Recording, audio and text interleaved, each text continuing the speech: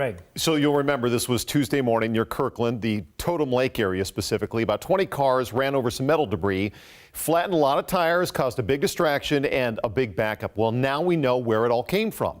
The State Patrol says in a rare move, elevator company ThyssenKrupp has come forward to claim responsibility. Now, we don't have any specifics on how that debris wound up on the interstate or what exactly it is. But we do know the company's claims department has already contacted people whose cars were damaged that morning, and they're working to take care of them. So good news there.